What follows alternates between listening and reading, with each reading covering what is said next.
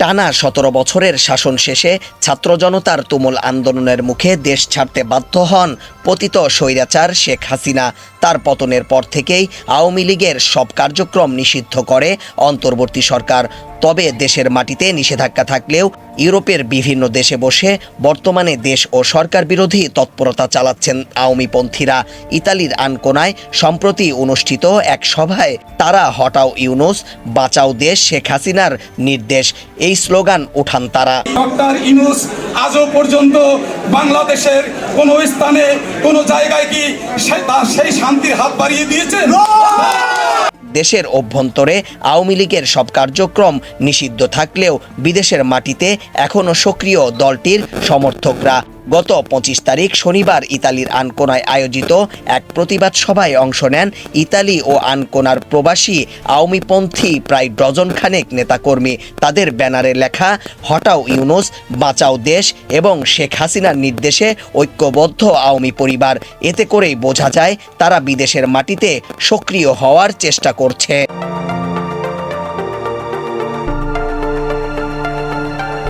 সভায় বক্তারা বর্তমান অন্তর্বর্তী সরকারকে অবৈধ আখ্যা দিয়ে সরকারের বিরুদ্ধে নানা অভিযোগ তোলেন। তারা গ্রেপ্তার হওয়া দলের প্রভাবশালী নেতাদের মুক্তির দাবি জানান এবং ইউরোপ থেকে সরকারের বিরুদ্ধে আন্দোলন চালিয়ে যাওয়ার ঘোষণা দেন। তারা বাংলাদেশ নয় বিদেশের মাটিতে বসেই আওয়ামী লীগের পতাকা উড়াবেন বলে ঘোষণা দেন। তিনি নাকি আগামীতে আবারও সরকার হবেন এমন কথাও বলেন আওয়ামী লীগের নেতাকর্মীরা। শেখ হাসিনা বাংলাদেশকে যা দিয়েছে তা আজও পর্যন্ত কোনো দল দিতে পারি নাই এবং আমাদের আজকে বঙ্গবন্ধু জননেত্রী শেখ হাসিনা যে মেডিকেল ডিজাইনে শুধু ইউনুস চক্রান্তের মাধ্যমে দেশ একটা বিশাল সংকটের মধ্যে ফেলেছে, আমরা তা তীব্র নিন্দা জানাই। বিদেশের মাটিতে বসে এমন ষড়যন্ত্রের বিষয়ে রাজনৈতিক বিশ্লেষকরা বলছেন, দেশে দলটির কার্যক্রম বন্ধ থাকলেও বিদেশে বসে সরকারের বিরুদ্ধে এই ধরনের সভা সমাবেশ ভবিষ্যতে নতুন ধরনের ষড়যন্ত্রের ইঙ্গিত দিচ্ছে।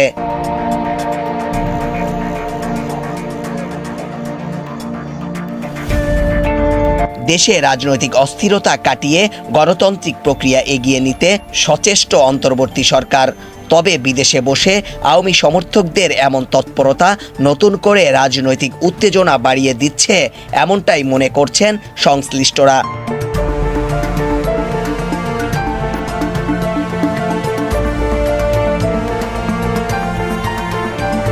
প্রান্ত পারভেজ, জনতার আলো, নিউজ ডেস্ক।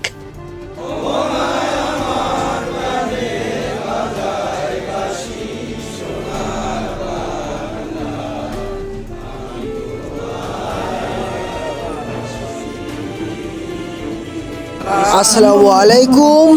জনতার আলোর পক্ষ থেকে সকলকে স্বাগতম জানাচ্ছি। ইতালির আনকোনা থেকে আপনাদের সাথে রয়েছি মোহাম্মদ রফিক। প্রিয় দর্শক, আসলে আপনারা সকলেই জানেন বাংলাদেশের চলমান আইনে আপনার আওয়ামী লীগকে নিষিদ্ধ করা হয়েছে।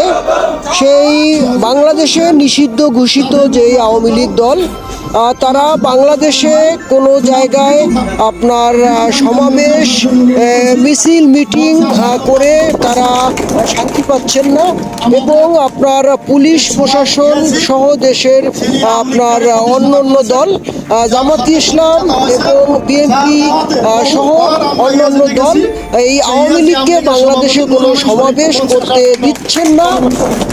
সেই ক্ষেত্রেই কিন্তু সেই দলটি পৃথিবীর বিভিন্ন জায়গায় কিন্তু বিভিন্ন দেশে তারা বড় বড় সমাবেশের আয়োজন করেন। আর তারই ধারাবাহিকতায় আজকে ইতালির আনকোনা সিটিতে সুরভি রেস্টুরেন্টে তারা দলটি ডিনারের আয়োজন করেন এবং এইখানে তাদের আলোচনা এবং প্রতিবাদ একটি সভা গড়ে তোলেন। এখানে স্থানীয় নেতাকর্মী সহ পার্শ্ববর্তী জেলার নেতাকর্মীরা আনকোনায় আসেন, এই সভায় অনুষ্ঠিত হন এবং এখানে তাদের স্লোগান ছিল হটাও ইউনুস, বাঁচাও দেশ, শেখ হাসিনার নির্দেশ, শেখ হাসিনা আসবে, বাংলাদেশ হাসবে। এবং এখানে আপনার বিশেষ করে মাদারীপুর জেলার প্রায় 90% মানুষই প্রবাসী, কিন্তু আনকোনা সিটিতে যারা বাস করেন প্রায় 90%ই মাদারীপুর জেলার।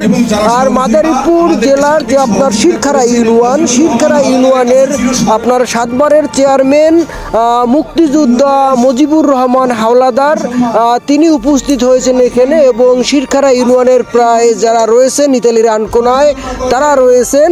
এবং তারা এক প্রকার বাংলাদেশের যে তত্ত্বাবধায়ক সরকার, প্রধান উপদেষ্টা বর্তমান সরকার ডক্টর মোহাম্মদ ইউনূসকে তারা কিন্তু বিভিন্নভাবে বিভিন্ন প্রকার ভাষায় তারা ক্ষোভ প্রকাশ করেন। তারা বলেন 2024 সালের 5ই আগস্টের পর থেকে শুরু করে এই পর্যন্ত সারা বাংলাদেশের হাজার হাজার আওয়ামীপন্থী নেতাকর্মীরা বিভিন্ন ধরনের আপনার জুলুমের শিকার হয়েছে। বাংলাদেশের সরকার হিসেবে, বর্তমান সরকার হিসেবে ডক্টর ইউনূসের কোনো ভূমিকা নেই সেই বিষয়। এবং ডক্টর ইউনূস আমেরিকা থেকে কিন্তু বাস নিয়ে আসছে বাংলাদেশিদের জন্য, তিনি কোনো শান্তি নিয়ে আসেননি, তিনি প্রত্যেকটি বাংলাদেশিকে বাস দিবেন, এভাবে করে মন্তব্য করেন এই আওয়ামী লীগ নেতাকর্মীরা ইতালির আনকোনা থেকে। এবং এখানে তারা মাদারীপুর জেলার যে 2 আসনের যে এমপি এবং আওয়ামী লীগের মন্ত্রী এবং আওয়ামী লীগের প্রেসিডিয়াম সদস্য শাহজাহান খানের মুক্তিসহ বিভিন্ন ধরনের আওয়ামী লীগের যে আপনার নেতাকর্মীরা যে পুলিশ প্রশাসন অ্যারেস্ট করেছে, জেলে রয়েছেন, তাদের মুক্তিসহ তারা এখানে বিভিন্ন ভাষায় প্রতিবাদ করেন। এবং এখানকার আপনার দলকে আরও সংগঠিত করার জন্য তারা অন্যান্য নেতাকর্মীর সাথে আলোচনা করেন। এবং এখানে উপস্থিত ছিলেন আপনার বিভিন্ন চাকরিজীবী এবং ব্যবসায়ী আওয়ামী লীগ নেতাকর্মীরা।